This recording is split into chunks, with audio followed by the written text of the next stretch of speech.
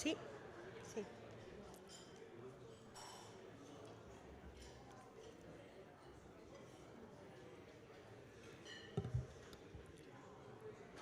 Empezamos, si queréis, ¿no? Muy buenos días. Me presento, soy Irene Navarro, soy la presidenta de la Asociación Multisectorial de Mujeres Directivas y Empresarias, miembro de CEDE, y tengo el honor de presentar a un directivo que destaca por su liderazgo y por su gestión. Les voy a confesar que, bueno, no voy a ser objetiva, pero no imparcial, porque, bueno, a mí me ha ganado la trayectoria de nuestro invitado y les voy a contar un poco. Federico Jorge González Tejera nace en Madrid en 1964. Es un madrileño que estudia la Complutense, que estudia Economía en la Complutense, pero muy pronto se va a hacer una trayectoria muy profesional. Empieza en 1988 en Procter. A los alumnos creo que les dices, y a los jóvenes les recomienda que se vayan fuera para tener una visión más amplia, más global y ver distintos puntos de vista que no se tienen en tu propio país porque, bueno, pues somos todos un poco iguales, ¿no? Esa incorporación a las corporaciones internacionales le hace, bueno, trabajar en distintos puestos y en distintos países, en Bélgica, en Suecia, en Portugal, ¿no? Y luego de allí pasa a una cosa que es muy diferente, que pasa a Disney Europa. En Disney Europa yo creo que allí fue donde aprendió a hacer felices a los niños, a los padres, y ahora quiere hacer felices a sus equipos, porque dice que así van a trabajar mejor, ¿no? Bueno, pues eso fue lo que hizo allí, porque es un directivo que deja huella, que consigue resultados, que por donde pasa siempre transforma e innova, ¿no? Bueno, pues el siguiente salto fue ya en 2012, ¿no? Ya se pasa a un grupo hotelero, que es NH, en donde hace la primera transformación hotelera. La primera transformación en un sector difícil, bonito, pero complicado, ¿no? Ahí hace una primera transformación y de ahí pasa a donde está actualmente. Actualmente es CEO del grupo Radisson en el mundo, y luego también en el 2023, mayo del 2023, también se hace cargo del grupo Louvre, que es de la misma compañía, que es una compañía china, Jinjiang, que, bueno, a mí las cifras me han impactado porque es una compañía que es la segunda con más habitaciones de hotel en el mundo, ¿no? En concreto, el grupo Radisson lo que tiene, bueno, el grupo Jinjiang lo que tiene es 1.300 hoteles. Radisson tiene 1.200 hoteles, está en 100 países y 75.000 empleados. Mucha gente para gestionar, mucha gente para gestionar. En este grupo lo que ha hecho ha sido otras dos transformaciones, otras dos innovaciones. Ahí lo que está haciendo es, bueno, está poniendo en marcha un plan estratégico, un plan de transformación con 25 iniciativas. La buena noticia para nosotros es que una de las iniciativas es crear en España, fundar en España, como unos 20 hoteles, ¿no? Unos 20 hoteles en 5 años. Pero también les digo, ya Radisson ya está implantado en España, tenemos 8 hoteles, 2 en Madrid, 1 en Barcelona, 2 en Sevilla y Bilbao, que son los 5 estrellas, y en Lanzarote y en Gran Canaria, que además se tiene un resort, ¿no? Dos resorts. Bueno, pues con todo eso, la compañía no solo ha apostado en España por el aumento de número de hoteles, lo que ha hecho también ha sido una cosa que me vas a permitir, Federico, casi es más importante, es crear un centro de excelencia. O sea, aquí el grupo lo que tiene es un centro de excelencia que apoya al resto del grupo en IT, en Renew, en construcción y en ingeniería. Creo que me lo sé. Sí. Bueno, pues la cuestión es que aquí con 300 empleados de distintos países, el 50% son extranjeros, ¿no? lo que está haciendo es, bueno, pues apoyo a todo el grupo, con lo cual eso también tiene una importancia en el sentido de que han apostado por ese centro de excelencia en España. Y la cuestión es que este grupo, además, bueno, pues tiene como alguna innovación de nos gusta la gastronomía, pues vamos a poner aquí un chef magnífico en Eco AXA, que resulta que va a estar en nuestros 2 hoteles buenísimos de Sevilla y Bilbao y en el de Madrid, en el Red, ¿no? Porque tenemos varios tipos de hoteles, el Red, el Blue Collection y esos resort que hay en Gran Canaria. Bueno, pues en esa idea de mejorar y de dar una excelencia en el servicio, lo que ha hecho ha sido eso, tener una magnífica gastronomía, porque además en España nos gusta comer y nos gusta comer bien, ¿no? Nos gusta comer bien. El tema es que no solo han hecho eso, porque una de las cosas que más me ha gustado, ya les dije que iba a ser objetiva, pero no imparcial, porque una de las cosas que más me ha gustado es la forma de ver la responsabilidad social, la responsabilidad medioambiental que tiene nuestro directivo en la cabeza. Tiene una idea clarísima. Y luego una visión curiosa de la inteligencia artificial. Yo decía, pero ¿cómo se pueden ver las cosas de esta manera?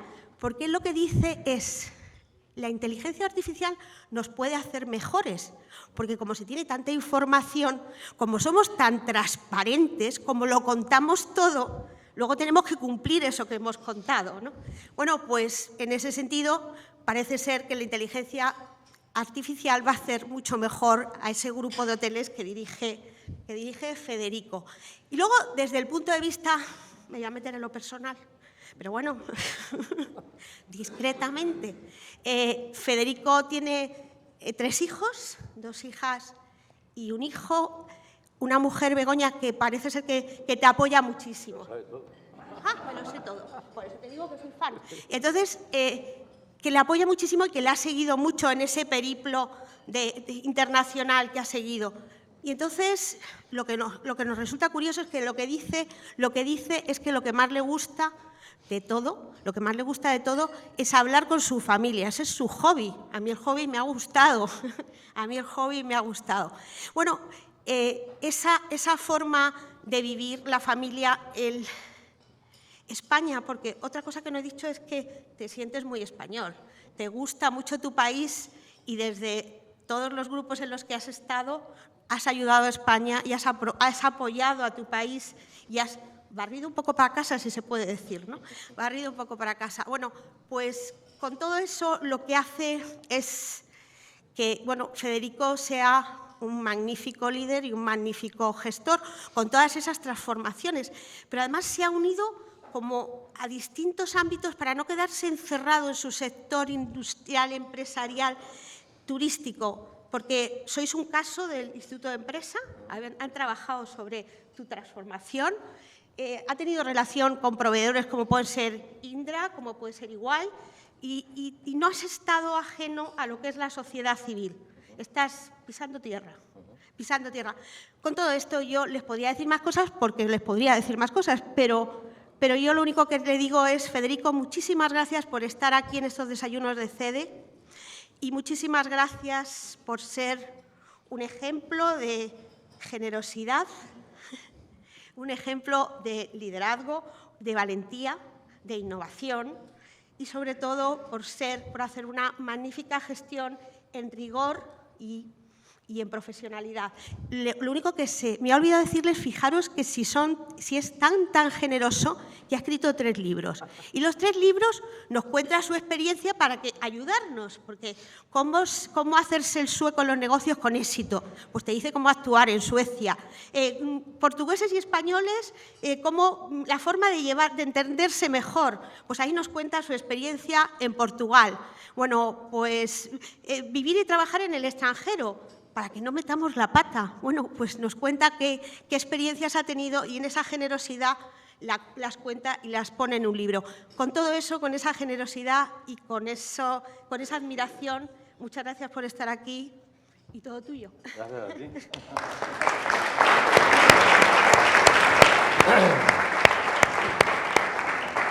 Bueno, Federico, muchísimas gracias por estar aquí. Gracias a todos ustedes. Gracias, presidente, por acompañarnos también.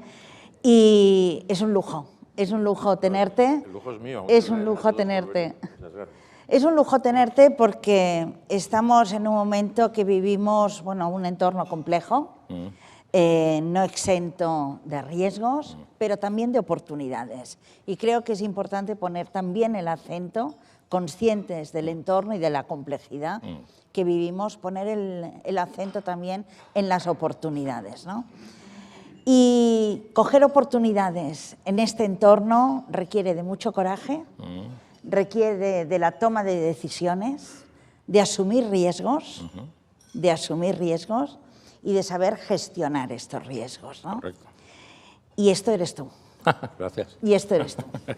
Irene nos ha hablado y ha hecho referencia a la transformación y al liderazgo, ¿no? Porque este mismo entorno que vivimos es un entorno que requiere una visión hacia la transformación. Y la transformación requiere de una toma de decisiones y requiere también de asumir una serie de riesgos. Y necesitamos modelos, necesitamos ejemplos y necesitamos líderes.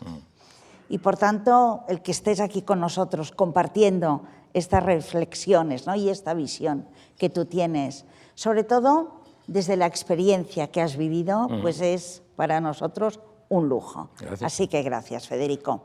Y mi primera cuestión que me gustaría, ¿no?, que compartir contigo es tu visión del entorno actual, sobre todo desde tu perspectiva como CEO de un gran grupo, un grupo global, con la I de internacionalización, con todo lo que esto implica, con un foco muy puesto también en toda la región Asia-Pacífico, en Asia, obviamente, ¿no?, con los accionistas también chinos.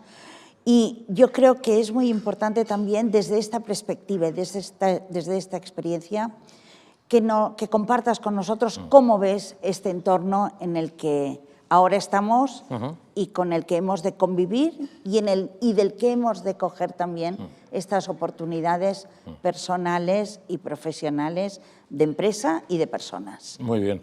Bueno, como decía, gracias a todos. Bueno, yo te diría que voy a decir algo que igual desinfla, pero el entorno económico y social es complicado, pero es tan complicado como lo ha sido siempre. Hay conflictos potenciales, hay situaciones de riesgo latente, China va despacio, Estados Unidos está en una situación complicada, Latinoamérica también, África está en una calma tensa, Asia-Pacífico, si excluyes China, India es una maravilla, quiero decir, India es hoy una de las economías del mundo donde yo cuando voy sientes más dinamismo, ganas de cambiar, ganas de comerse el mundo, si quieres. Pero no es muy diferente a la que ha habido siempre. Siempre hay sitios donde hay problemas y sitios donde hay oportunidades. Yo lo que creo es que al final lo que nosotros intentamos hacer y hemos intentado siempre es, tú tienes que definir un plan y una vez que tengas el plan hay elementos del tablero que van cambiando. Nosotros, por ejemplo, tenemos una presencia muy importante en China y cuando hicimos el plan hace 5 años, en el caso de Radisson o en el caso de Louvre, había muchos hoteles a firmar en China. Se han firmado mucho, tenemos entre Louvre y Radisson más de 1000 hoteles en China. Pero en un momento determinado la economía china va más despacio. Bueno, pues tienes 2 minutos para llorar y a partir de los 2 minutos tienes que empezar a actuar y entonces tienes que ver de dónde sacas y dónde miras. Entonces, en el tablero, pues miras India. En India, las dos compañías tenemos 200 hoteles entre los dos, 220. Somos la segunda compañía internacional en India. Entonces, pues te vas a India y hay que buscar y cuáles son las oportunidades que tienes en India.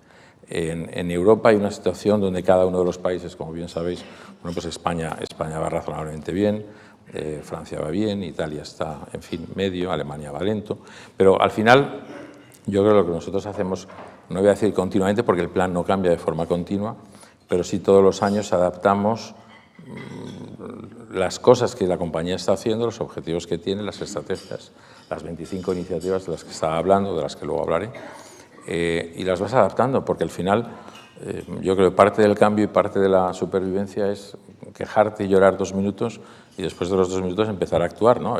Hay que tener los 2 minutos de lloro, ¿no? Decir, oye, qué mal está esto, qué mal está este país, pero luego hay que avanzar y hay que adaptar el plan a los objetivos que tienes, porque al final hay que conseguirlos. Sin duda.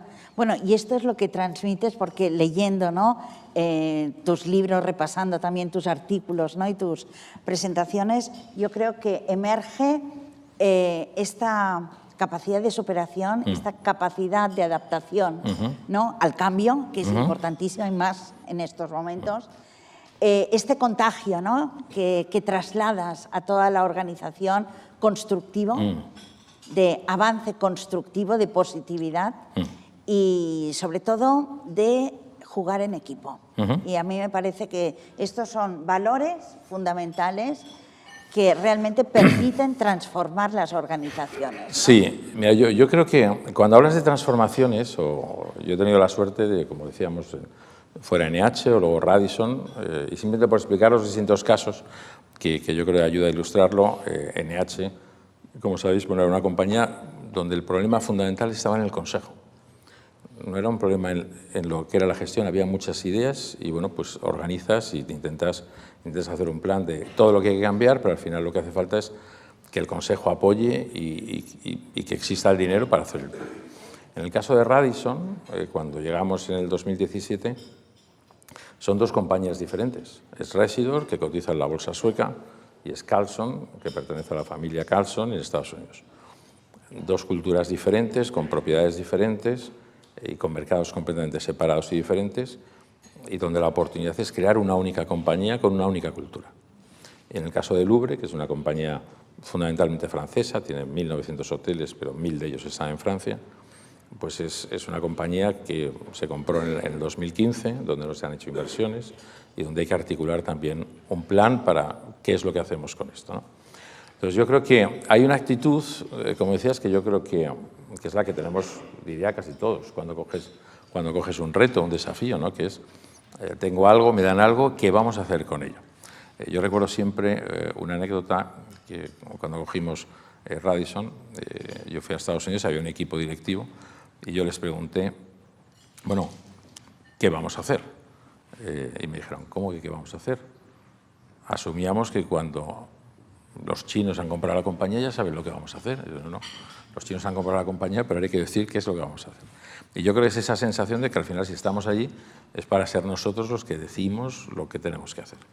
Y dentro de eso yo creo que hay, y para la transformación, hay como 5 bloques, no solamente los equipos, pero yo creo que, y ahí he tenido la suerte de trabajar desde el inicio con Deloitte, que nos ayuda a segmentar, digamos, lo que son las metodologías y cómo lo ordenamos. Pero yo creo que lo primero, como decías tú, para desarrollar el cambio es la capacidad de adaptarse, y de adaptarse todos los días. Porque desde el momento que coges una compañía o que inicias un proyecto, tienes una visión, pero eso va a ir cambiando. Y no solo tú vas a ir cambiando, pero al mismo tiempo tienes que hacer que toda la organización vaya cambiando. Y ese es un primer desafío grande, ¿no? Porque en el primer periodo donde tú estás haciendo el diagnóstico de la compañía, tú y el equipo directivo vas viendo algo, pero el resto de la compañía todavía no. Entonces hay como varias velocidades dentro de la compañía que hay que saber gestionar. Pero la primera y yo creo la fundamental característica para tener y para llevar ese cambio bien es esa capacidad de cambiar y adaptarse. La segunda, que parece obvia, pero que no lo es el plan. Y dentro del plan yo defino varias fases que son muy importantes. La primera es el diagnóstico. Yo creo que cualquier plan de transformación se basa y tiene éxito si el diagnóstico está bien hecho. Pero el diagnóstico tiene que ser, primero, honrado. Y al ser honrado, muchas veces le tienes que decir a la compañía y a muchos stakeholders que lo que se ha hecho está mal. Lo cual no siempre despierta amigos, ¿no? Sea en el consejo o sea en los equipos. Además de ser honesto, tiene que dar hope, ¿cómo se dice? Crear esperanza. O sea, que decir, tú cuando vas a una nueva compañía y dices, oye, todo esto no funciona, pues no puedes deprimir al mundo, ¿no? Quiero decir, tienes que asegurarte de que lo que encuentras es transformable. No sirve de nada decir no tengo A cuando como parte del diagnóstico si sé que nunca voy a tener A. O sea, tienes que encontrar aquellas cosas que son capaces de generar esperanza cuando digas esto es un problema y lo podemos solucionar.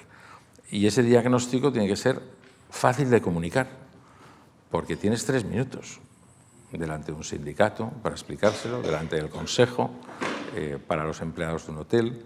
Entonces el diagnóstico tiene que ser completo, tiene que ser honrado, tiene que ser fácil de explicar, y esa es la tarea que yo siempre digo, a mí me llevan los primeros 3-4 meses hasta tener un diagnóstico muy claro.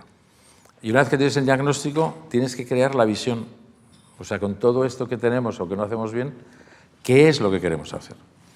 Y dejarme que cuente aquí un ejemplo, no puedo poner el visual, pero cuando estábamos en NH, uno de los consejeros era Gilles Pélisson, y en una convención de la compañía, con esto de la visión, porque yo a veces incluso tengo que decir que he tenido dudas si esto de la visión, en fin, no es un poco poético y no construye. Y él contó un ejemplo que yo sigo contando siempre que puedo, que es, tú tienes 3 personas, tienen un martillo y un ladrillo, los 3. Uno está cabreado, el segundo está ok y el tercero está hiperfeliz. Los 3 hacen lo mismo, pero ¿cuál es la diferencia? El primero está tallando un ladrillo, lo cual, en fin. El segundo, haciendo lo mismo, está construyendo un muro. Y el tercero está construyendo una catedral. El trabajo es el mismo, pero no es lo mismo. Entonces, esa visión, y que esa visión, cuando tú se la cuentas a la compañía, sea achievable, perdón, alcanzable, sea alcanzable, qué mal hablo, bueno, sea alcanzable, que la gente se la crea y que la gente la vea posible, es clave. O sea, tienes que hacer el diagnóstico, pero tienes que crear una visión. Y luego tienes que hacer el plan, porque si no la visión se queda demasiado etérea. Y en ese plan hay 3 cosas que yo en esto soy muy rígido, que es el diagnóstico, tienes strategic choices, elecciones estratégicas, perdón, pero es que suena mejor strategic choices. Bueno, decisiones estratégicas, y luego tienes los elementos del plan. Y los elementos del plan tienen que ser muy concretos, y los tiene que entender todo el mundo, y tienen que tener dueños claros, clarísimos, y calendarios muy precisos.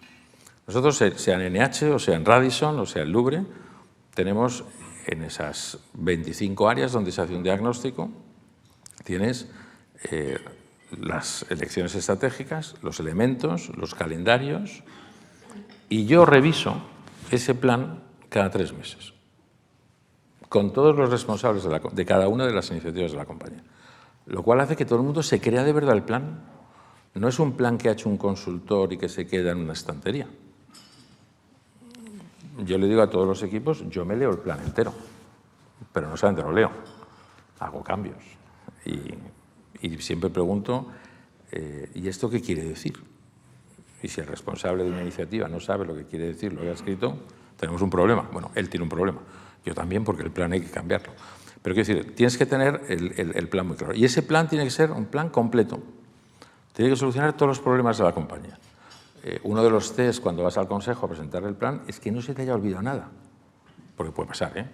Puede pasar que llegues al consejo y digas, oye, ¿qué ha pasado con...? Pues esto se me ha olvidado, me falta un elemento del plan. El plan tiene que ser completo y el plan tiene que ser sostenible y posible. Tienes que tener el dinero suficiente para cumplir el plan y entregar resultados poco a poco para que el accionista o el dueño se los crea. Y luego el plan tiene que ser fácil de comunicar, porque pasa lo mismo. Yo le tengo que contar el plan a un inversor, le tengo que contar el plan a un accionista, pero le tengo que contar el plan cuando voy a un hotel al equipo del hotel. Entonces, tienes que ser capaz de transmitir ese plan de forma clara. Entonces, el primero que tenemos, pues es la capacidad de cambiar. El segundo es el plan. El tercero son los equipos. Y cuando digo los equipos y la gente, es crear una cultura rápida, una cultura clara, rápida y muy transparente.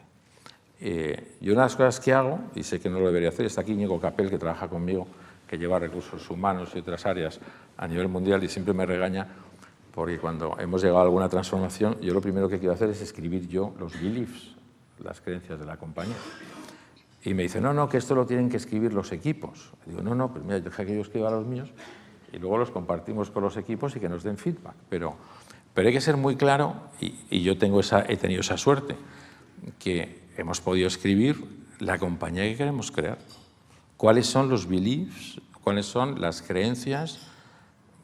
Que yo siempre digo, yo como CEO tengo dos grandes poderes. Uno, decidir la cultura de la compañía. Y segundo, elegir los caramelos que utilizamos en las convenciones. Porque es muy importante sorprender. No voy a decir nada sobre los caramelos que tienen aquí, pero bueno.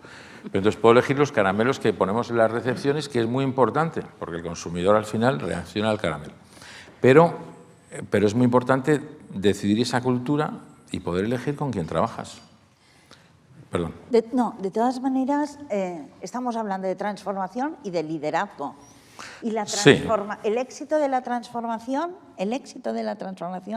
depende en gran parte del liderazgo de la transformación, de quién lidera la transformación. Bueno, y sobre todo, déjame una consideración, Federico. Ahora, en tus reflexiones, hablando de la transformación y de tu experiencia, ¿no?, en las diversas transformaciones, ¿no?, que has impulsado y que has liderado, la transformación tiene dos caras, ¿no? Una cara tangible, el plan, los medios, y esto es fundamental, y otra cara que es intangible, que es la cultura, que es la más complicada. No digo que la primera no lo sea, que también, porque es incidir y a partir de un diagnóstico en hacia dónde vamos, ¿no? Esta es la transformación y cómo llegamos a estos objetivos. Pero la intangible, que es la cultural, el cambio cultural, la motivación a la que hacías referencia, es complicadísimo. Y más en tu experiencia con culturas muy distintas y que habéis conseguido como grupo integrar, ¿no?, motivar y hacer de la organización una única organización en la que conviven culturas distintas y que comparten los objetivos de esta transformación, ¿no? Correcto. Y esto es, ¿cómo se ha hecho? Pues mira, yo creo que la clave es, hay dos. Uno es claridad y la segunda es honestidad.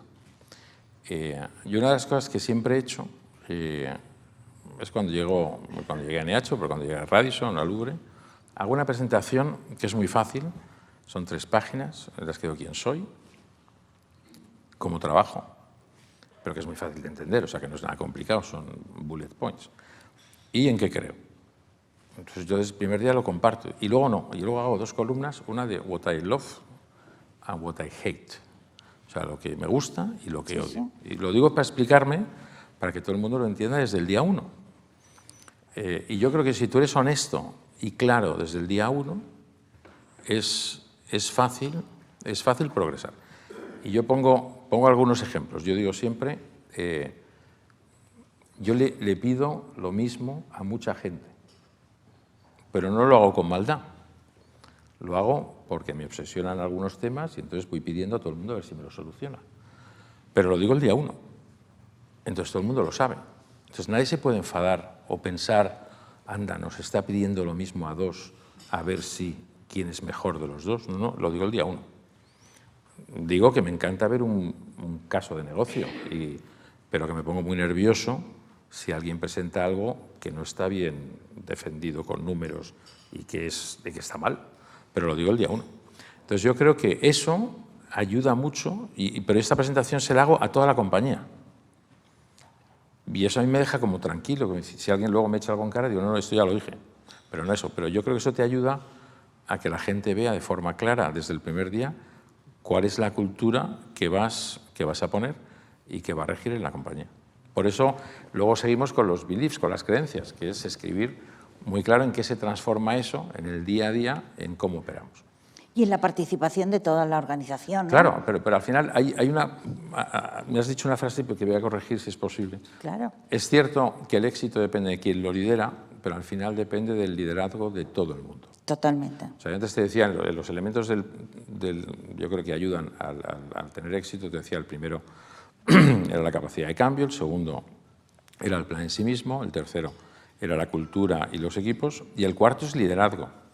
Pero el liderazgo, lógicamente el líder de la compañía tiene mucha responsabilidad, pero al final es cómo eso desciende. O sea, por ejemplo, yo ayer estaba con los equipos de Francia que se estaba presentando una nueva organización. El Louvre son 1000 hoteles. Yo puedo decir lo que yo quiera, pero al final hay 1000 directores de hotel. Entonces, y hay 20 regionales. Entonces, o esas personas o eres capaz de transmitir a esas personas esa sensación de liderazgo y las mismas creencias, y yo siempre digo, hay que estar de acuerdo rápido. Una de las cosas que en gente es muy importante es no solo elegir la cultura y elegir las personas, pero también ser muy claro. El que quiera estar en este cambio, que se quede, y el que no se tiene que ir, y se tiene que ir lo antes posible. Yo siempre que presentamos un plan de transformación, hay un día D, que es el día que ya has presentado el plan, se lo presentas al Consejo lo aprueba, entonces yo vuelvo a la compañía y digo, el plan está aprobado. Y ahora cada uno tiene que decidir si se queda o no se queda. Pero aquí ya no hay más quejas sobre el pasado, lo que pasa. Aquí ya hay un nuevo plan y hay que pasar página. Es compromiso. Es compromiso. Es compromiso, pero yo creo que es compromiso también, habiendo explicado muy bien lo que queremos hacer, sí. Y volviendo al diagnóstico, cuál es el problema, cómo lo vamos a solucionar, cuáles son los elementos, y luego dando mucha responsabilidad a cada uno de los líderes de cada área. Sí. Porque al final el plan, y aquí hay un tema que iba a decir que a un líder se le mide no por los resultados mientras que está en la compañía, sino por los resultados el día que se va de la compañía. Eso a mí me lo dijeron en su día en Procter y yo creo que es verdad. Y para mí es fácil, o entre comillas, es el que la compañía tenga resultados mientras que yo estoy. No voy a decir que es fácil, pero bueno, estoy allí para controlarlo. Pero yo creo que la clave de un directivo es que el día que cambias o que el día que eso siga. Por ejemplo, yo durante el último año pues he trabajado mucho más en Louvre que en Radisson. Y en Radisson hay un equipo ejecutivo y yo creo que están a punto de decir no necesitamos a Fede, porque va muy bien, va casi mejor que cuando yo me dedicaba los 5 días de la semana a Radisson. Entonces, yo creo que eso es lo que más mide si el trabajo que has hecho ha transformado de verdad una compañía o no.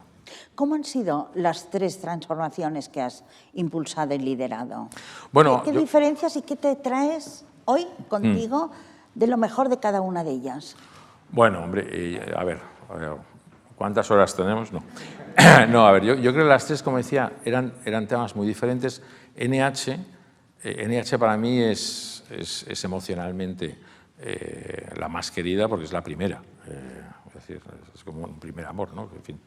Quiero decir, es la primera transformación, es el primer momento en el que yo soy CEO con un consejo, con una cotizada, lo cual te da una serie de complejidades donde hay mucho que transformar, hay mucho que hacer y que sale todo muy bien y que hay unos equipos fantásticos que al final el consejo con la presidencia de Rodrigo se pone en marcha y donde después pues una compañía que estaba a punto de quebrar pues sale en el año 2016 con unos resultados espectaculares. Entonces, eso te da como la prueba, oye, hemos sido capaces, porque antes no tenía yo la claridad de que fuéramos capaces. Entonces, ya la segunda, entre comillas, que es Radisson, yo creo que hay una complejidad porque son 2 compañías. Entonces, es un proyecto diferente, pero son 2 compañías en continentes diferentes, con culturas completamente diferentes, y ninguna de las 2 era buena. O sea, no es que dijeras, con la cultura A cojo a B o lo absorbo, no, hay que crear una nueva compañía. Y luego ahora Louvre, que es una tercera, que es una compañía muy francesa, pero con negocio en todo el mundo, con negocio en todo el mundo y es diversa. Pero ahora, ¿qué es común a todas ellas? La experiencia y la metodología. Yo creo que hemos ido haciendo fine-tuning de la metodología, pero yo creo que los pasos que das, el cómo los das, esa articulación de las iniciativas del crecimiento, de la continuación, de cómo tratas a los equipos, las sorpresas que te llevas. Hay algunas sorpresas que ya sabes que te vas a llevar, entonces ya sabes que no son sorpresas. Entonces es un aprendizaje continuo, pero bastante permanente. Bueno, al final estamos hablando también de cualidades del liderazgo, ¿no? Y de los líderes.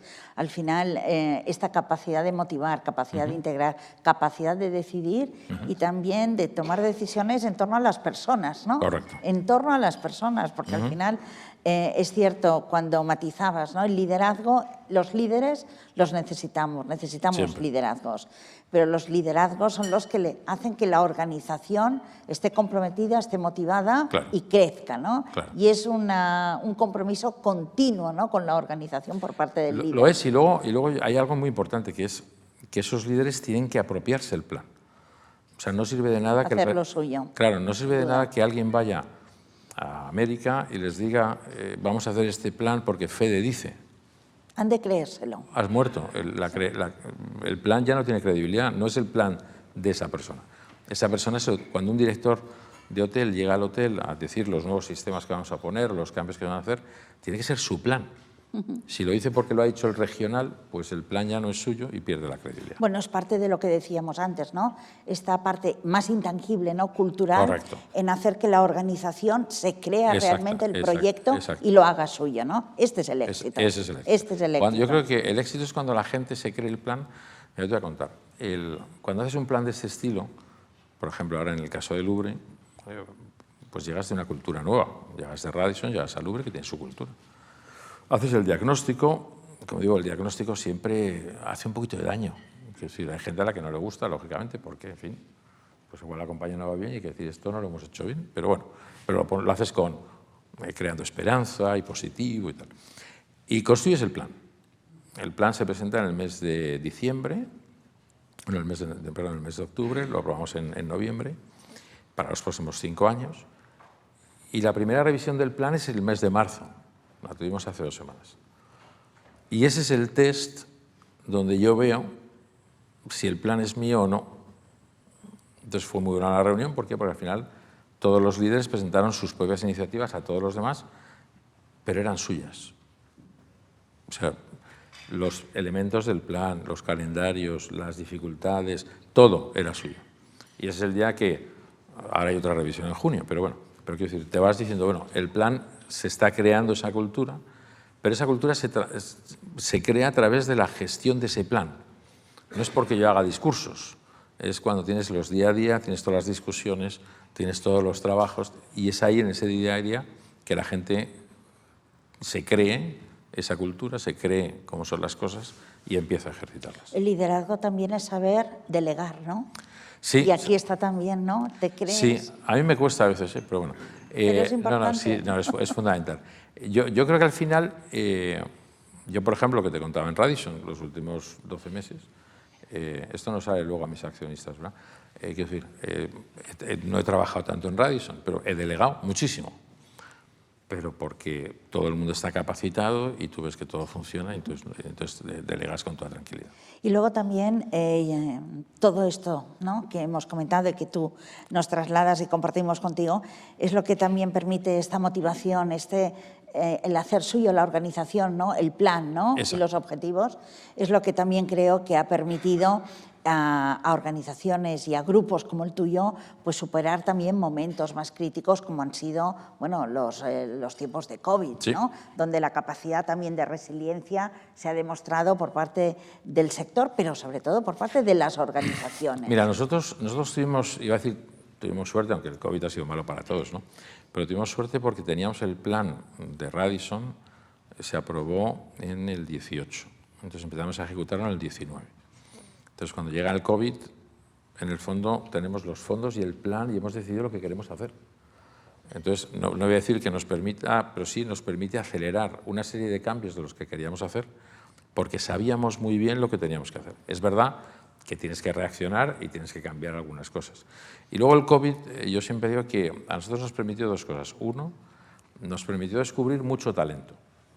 ¿Por qué? Pues porque bueno, todos de repente tuvimos que empezar a trabajar de otra forma y delegar incluso a gente que no conocías, porque no podías estar en Sudáfrica y en China diciendo cómo íbamos a hacer las cosas. Y eso descubrió muchos líderes que estaban ocultos, gente a la que no se le había pedido que asumiera una responsabilidad, que tuvo que asumir la responsabilidad de gestionar con gobiernos cuando no lo habían hecho nunca, y nos permitió gestionar muchísimo. Y luego nos permitió ganar mucho engagement porque hicimos un esfuerzo muy alto de entrenamiento. O sea, se aprovecharon todas las capabilities que teníamos de entrenamiento digital y se le dio a todo el mundo, incluso a la gente que tuvimos que pedir que se marchara a casa, tuvieron la sensación de mucho entrenamiento durante el tiempo que estuvieron. Y eso nos permitió tener más o menos a la gente, aunque fueran situaciones complicadas, pero bueno, con una sensación de pertenencia y de seguir creciendo durante ese periodo. Pues si te parece, Federico, pasaríamos también a un turno de intervenciones y te voy a trasladar, ¿no?, algunas cuestiones que ya nos han trasladado. Encantado. Pero sí que antes quería incidir en el marco, ¿no?, del liderazgo y del papel y de la función de los directivos y en esta responsabilidad que tenemos las instituciones, ¿no?, y que ejerce muy bien CEDE, que tenemos también como cámaras de comercio, como Cámara de Comercio de España, de poner en valor la figura del directivo, ¿no?, y sobre todo de poner en valor la empresa, y más en estos momentos. Es fundamental entender el papel y el rol que tiene la empresa con todo lo que la empresa, ¿no?, significa y comporta, que no es solo el empresario, es todo lo que se mueve alrededor de la empresa. El papel que tiene en estos momentos, en este entorno y en esta transformación. Y además, también el papel del directivo desde el liderazgo que ejerce y las iniciativas, ¿no?, que estamos teniendo y que tiene CEDE de participar en uno de los proyectos de los que nos sentimos, ¿no?, más honrados, ¿no?, de verdad, que es el proyecto de Conexión España. Es un proyecto que lo que intentamos, o con este proyecto intentamos conectar la red de magníficos directivos españoles que hay por el mundo. Y yo creo que este es un magnífico ejercicio de puesta en valor, no solo de lo que tenemos en el mundo, del talento que tenemos al que tú hacías referencia, sino de los liderazgos que tenemos en el mundo, ¿no? Y esto me parece que es, ¿no?, un ejercicio que accede, como Cámara nos sentimos, ¿no?, privilegiados, ¿no?, de impulsar estas iniciativas en las que directivos y líderes como tú pues sois parte, ¿no? Y no quería dejar también de trasladarlo porque es parte también de la responsabilidad que tenemos todos, ¿no?, en los directivos y las instituciones. Sí, porque yo creo que nosotros ahí tenemos, más allá del EBITDA y de los ingresos, o sea, al final, yo creo que cuando eres directivo impactas en la vida de mucha gente. Claro. O sea, yo tengo mucho respeto por, si hacemos las cosas bien, no ya el resultado de la compañía, los valores que transmites, lo que hace la compañía, cómo la hace. Tienes impacto, pues, entre Radisson y Louvre en más de 100.000 personas, que son 100.000 familias, que son igual medio millón de personas.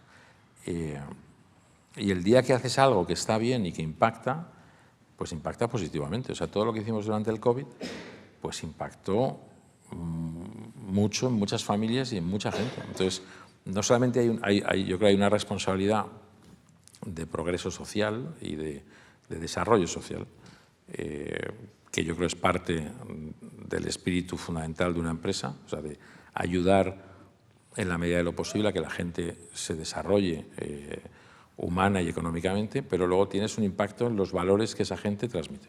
Y muchas veces los valores que llegan a esas casas o a esos hoteles son los valores de la compañía. Fíjate, nosotros tenemos como 100 y pico hoteles en África, somos la tercera compañía Radisson en África. Para mucha gente, el primer trabajo, iba a decir, desarrollado en un entorno más o menos desarrollado, es un hotel. Y es el hotel de la capital de la ciudad X, o de, quiero decir, por no mencionar ninguna.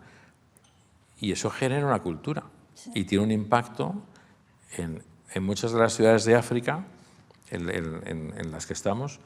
Oyes luego hablar de, no, yo empecé a trabajar en el Radisson de Kigali.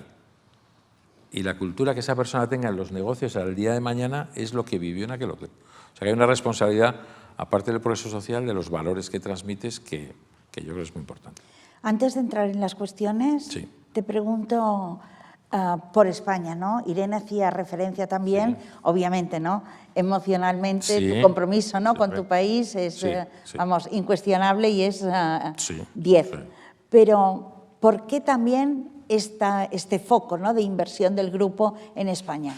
Bueno, ¿Qué tenemos? yo creo que hay dos lados, ¿no? Uno emocional y personal, donde también quieres contribuir a tu propio país, pero luego también hay algo racional. Nosotros cuando elegimos el centro de experiencia, el centro de excelencia en Madrid, lógicamente yo no puedo ir al Consejo a decir vamos a implementar en Madrid el Centro Mundial de Excelencia porque soy de Madrid, ¿no? Me han dicho ya, y el próximo consejero delegado, si es chino, lo vamos a trasladar allí. Entonces, hicimos un estudio muy profundo y Madrid salía el número 1. Hicimos un estudio de variables cuantitativas, cualitativas y tomamos la decisión. Lo cual te permite, a mí me da mucha satisfacción, quiero decir, el tener aquí en Madrid, pues como decíamos, los centros de revenue management del mundo, centros de obras, construcciones, recursos humanos, Haití, la central de Haití.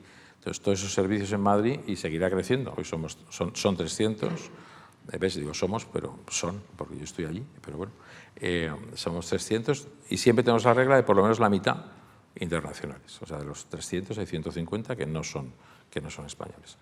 Y eso seguirá creciendo con esa regla del 50% para crear un entorno multinacional que siga sosteniendo. Sí, pero hay datos objetivos que apoyan esa decisión, pero aparte, emocionalmente, te alegra. Excelente, porque tenemos un gran talento en España, tenemos, ¿no? Unas bases también, ¿no? Que son las que promueven, las que hacen que se invierta en nuestro país. Hay mucho talento y hay muchas ganas de trabajar. Yo entiendo que hay gente que no tiene ganas de trabajar. Nosotros encontramos gente que tiene ganas de trabajar. Sí. Y lo que pasa es que creo también que el empresario tiene que ayudar a que la gente tenga ganas de trabajar. Que no es solo necesariamente por el salario, es también por el desarrollo de carrera y por las ambiciones y por ese papel transformador que puedes dar como compañía a la vida de una persona. Bueno, y en este marco, ¿no? De responsabilidad, ¿no? Sí. Del directivo y del líder, ¿no? De potenciar el talento, de promover el talento interno, ¿no? Y de atraer talento también a la organización. Una de las cuestiones que se plantean está también en el cómo promover el talento y cómo promoverlo también y cómo trasladar, ¿no? La necesidad de formación desde la educación básica, ¿no? Sí. Aquí, y también en esto, talento, también hablamos de talento en una fase ya, ¿no? de más profesional, pero tenemos que incidir mucho en el marco de la educación, de la educación también en valores, porque cuando hablamos de transformación y hablamos de liderazgo, hablamos de valores, ¿no? Y los valores se generan desde el inicio, ¿no? En la educación, y hay que incidir también mucho en la educación. Sin duda. ¿Cómo lo ves?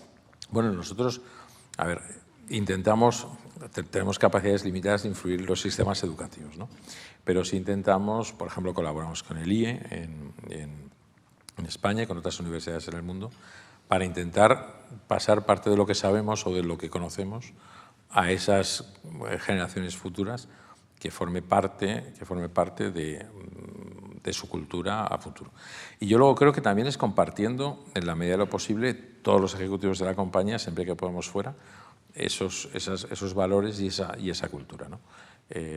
Aparte, yo creo que hay dos cosas que decías, educación y desarrollo de talento. Yo creo que el desarrollo de talento, el entrenamiento es fundamental, y es fundamental que todo el mundo sepa cómo puede crecer en carrera. Hay una discusión, no voy a decir eterna, entre recursos humanos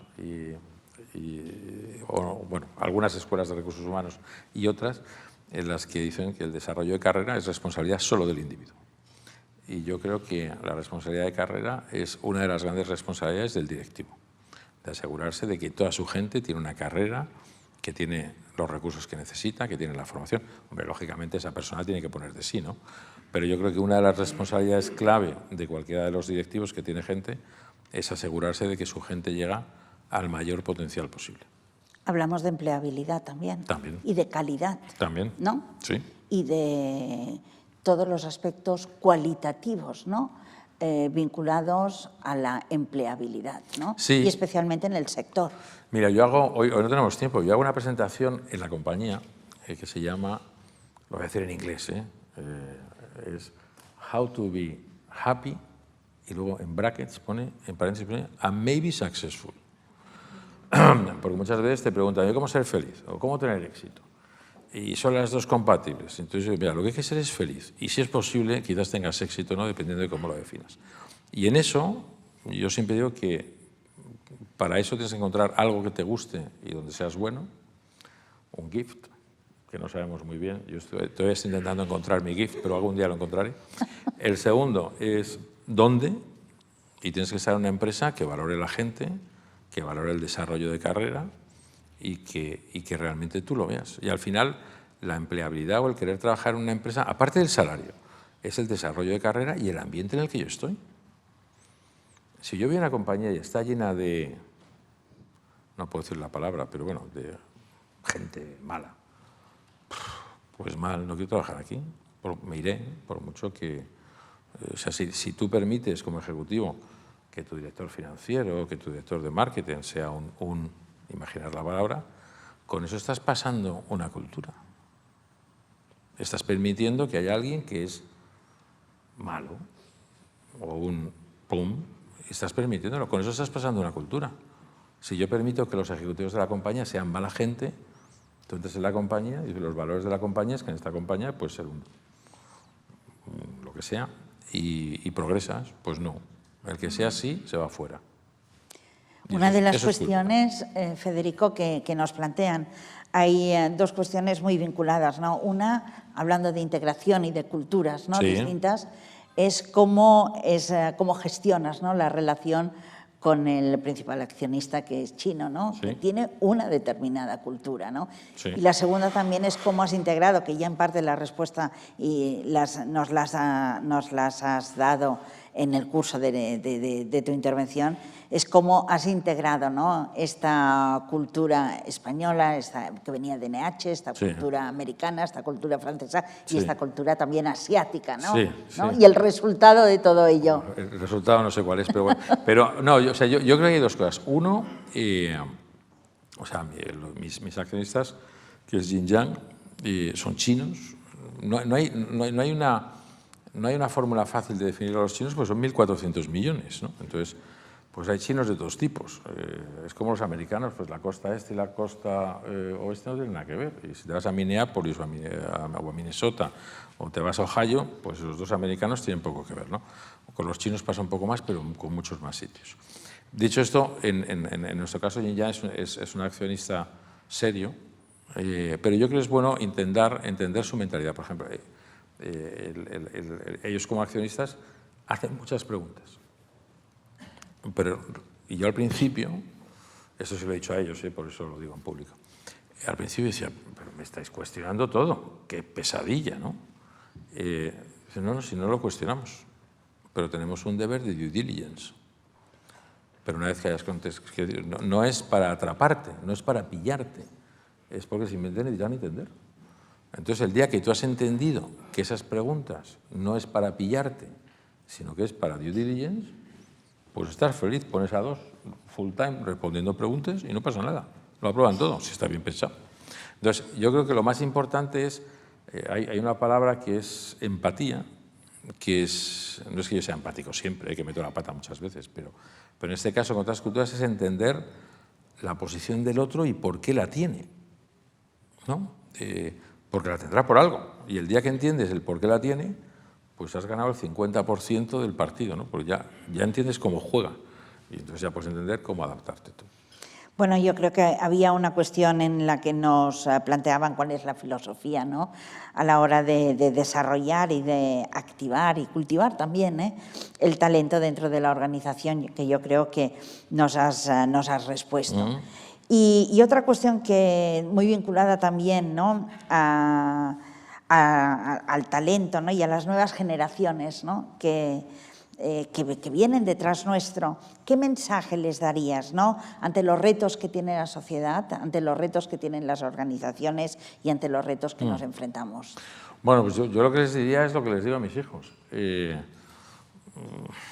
tienes que tener, si quieres hacer algo, tienes que trabajar duro, tienes que encontrar algo donde tengas un gift, antes lo he dicho, pero para mí es una obsesión, que es encontrar donde tengas un gift, tienes que hacerlo en un entorno que sea compatible con tus valores y tienes que desarrollar la curiosidad, la iniciativa y el liderazgo.